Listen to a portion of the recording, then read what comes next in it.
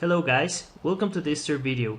So on the last one we got to define the main profile curve for our bridge, and we also distributed some parabolic arcs on it. So on this one, we're gonna use these two elements to create a base surface that will define the roof shape of our bridge. So I'm gonna start by tweaking up the parameters we already have.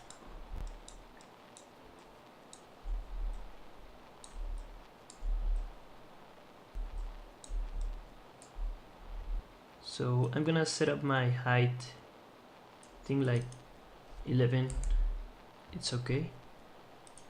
For the length I'm gonna go a little bit wider, so I'm gonna set up this slider up to 70, and perhaps I'm gonna put here like 64.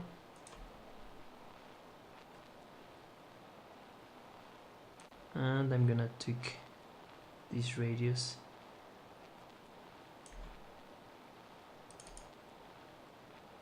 I'm gonna see here.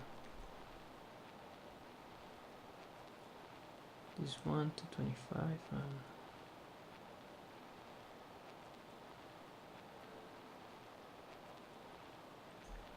Yeah, I think something like that. We want like a soft curve, something like this.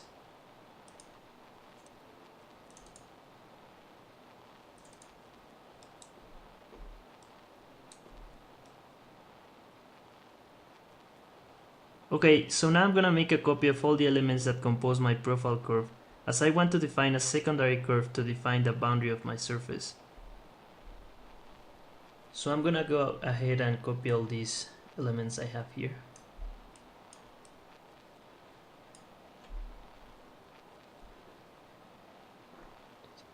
Up to here would be okay. And I'm gonna copy them, and I'm gonna paste them right down here.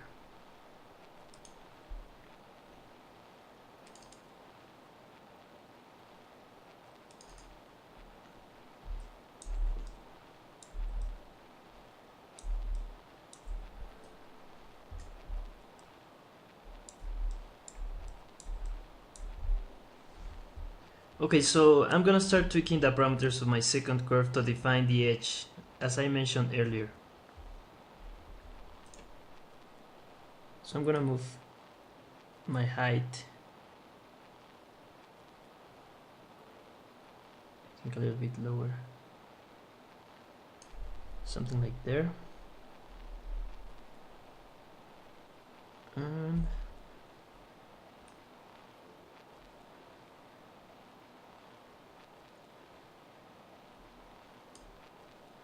here, I think that seems about right.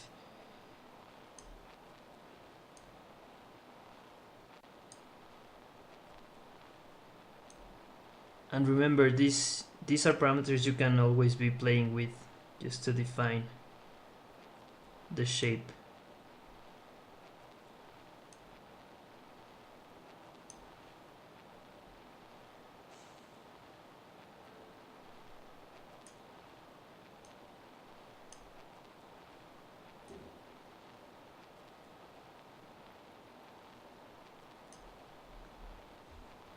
I think that looks about right, so the only thing you may want to watch out is to check that our second profile curve is intersecting with our first and last arcs, and that is slightly below the first one. So it would be something like this. As you can see, my secondary curve is intersecting with my first arc and is slightly below the first profile curve that I have here. So this is the only condition you may want to look up right now. And the rest, as I told you before, you can play and tweak all the parameters that we have here. So I'm gonna leave that like this.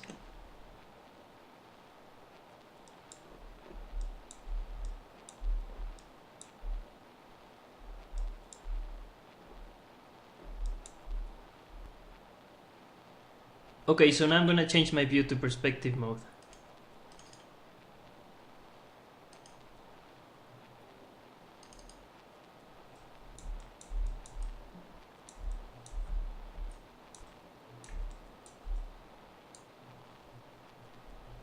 And what we're gonna do is to trim our parabolic arcs using our secondary curve we have here in order to have the segments we're going to need to create our base surface.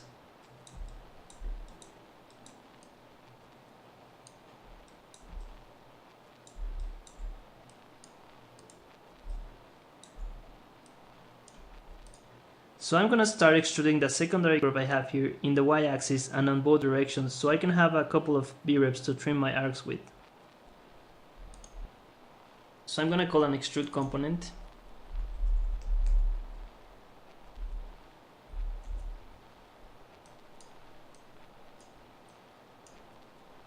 And also a y vector.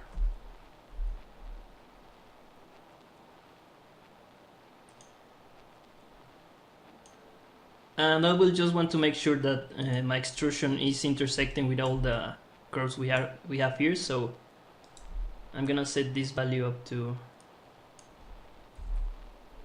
15 perhaps. Okay, something like that, no? And the next thing I'm gonna do is create another extrusion for the other side. So I'm gonna copy this one. And here I'm just gonna add a mathematical expression that says whatever value comes into D, multiply it by -1, so it goes on the opposite direction. So it would be something like this.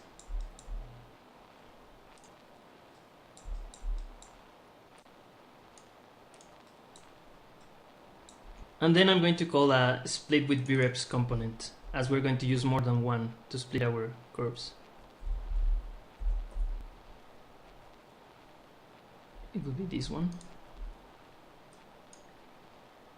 And for my curve input, I'm gonna give my arcs that I have here.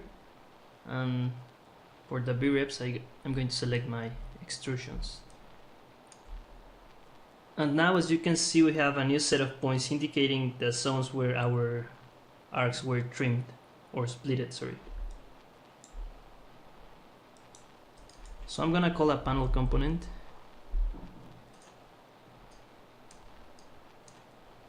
And as you can see now, each of our original arcs got split into 3 segments. So as I want to retrieve only the segment that it's on the middle, I'm gonna call an item component.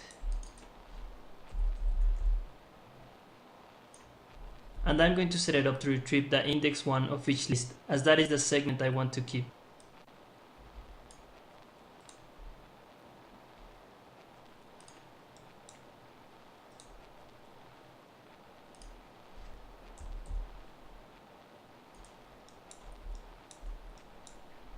So now I'm going to hide my original arcs here.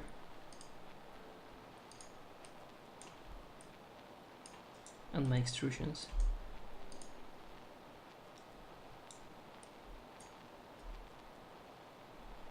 And now finally I can use these segments to create a loft surface.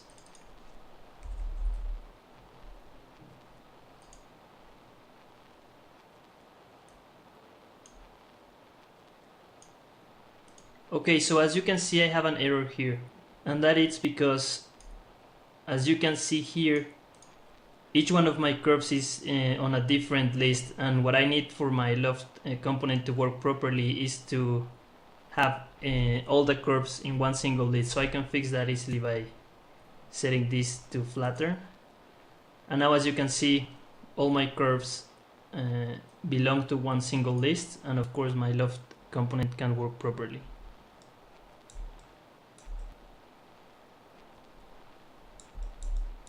So now that we have this surface, the last part of this video will be extracting some subsurfaces from it. And these ones will define the panels and structural grid of the bridge roof.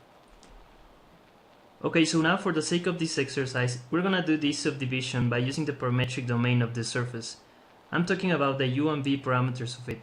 So I'm gonna go ahead and call a divide domain component.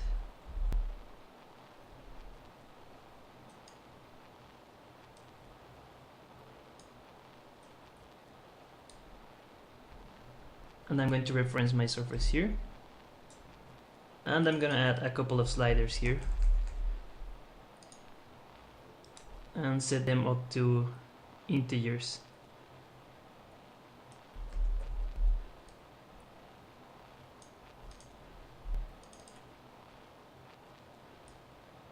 and I'm going to set up just a value here.